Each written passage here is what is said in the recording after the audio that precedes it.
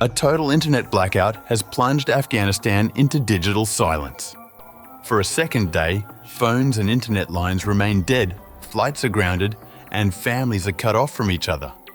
The Taliban admits the shutdown came on the direct orders of their Supreme Leader, but offers no clear explanation, citing only immoral activities. As Kabul's airport stands still and Afghans lose their only link to the outside world, fears grow of a return to the darkest days of Taliban rule.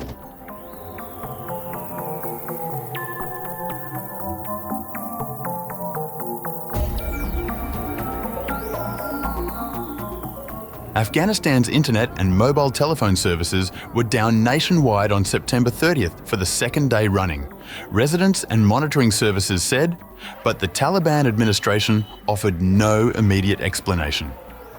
In the past, the Taliban have voiced concern about pornography online, with authorities having cut fibre optic links to some provinces in recent weeks, as officials cited morality concerns.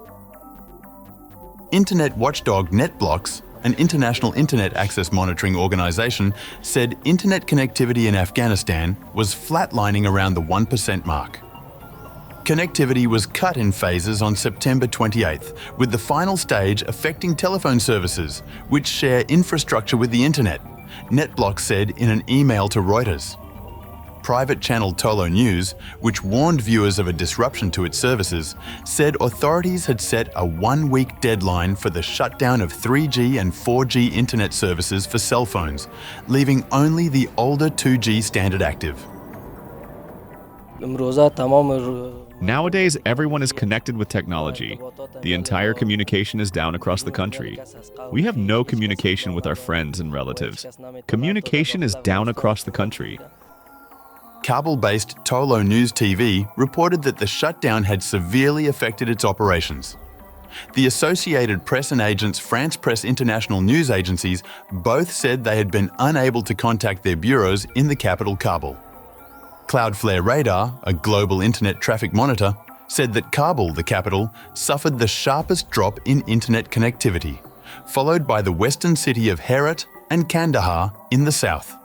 Afghans said they were unable to reach family members inside the country, and on Tuesday morning flight data showed several incoming flights to Kabul were cancelled.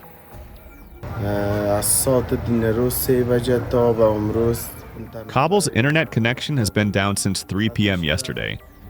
It's a challenge for people since all the government sectors, universities, and schools use the internet. We urge the government to reconnect the internet. It's very hard for people when there is no internet connection. It's hard for people to live without it. The internet connection has not been working since 3 p.m. yesterday. We have online classes. The internet shutdown has created a lot of problems for us. We are asking the government to reconnect the internet.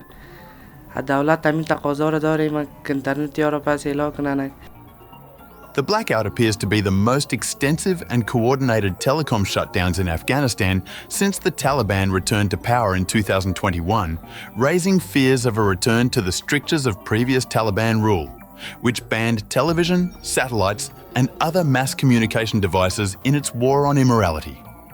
Afghan embassy sources confirmed to CNN that the internet was blocked by the Afghan government and there are very limited mobile phones working there. Earlier this month, Taliban officials warned they would cut off internet access across the country to prevent immoral activities. The governor of Northern Balkh province, Haji Zaid, said in a statement. An alternative system will be established within the country for essential needs. He, however, did not clarify what was meant by immoral activities. Zaid added that the order came from Mariam Haibatullah Akhundzada, the Taliban's reclusive supreme leader. Mariam Solaimankhil, a member of the Exiled Afghan government toppled by the Taliban, wrote on X.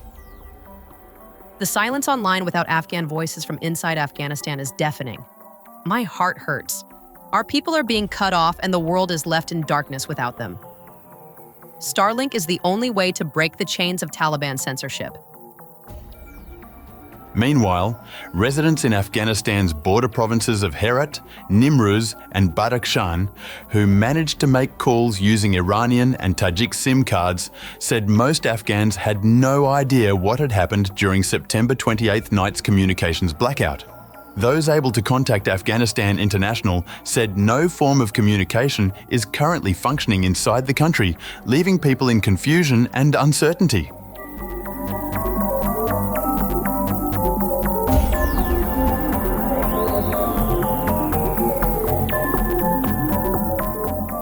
Afghanistan's main airport is at a standstill as the country grapples with the fallout of a nationwide internet shutdown imposed by the Taliban government.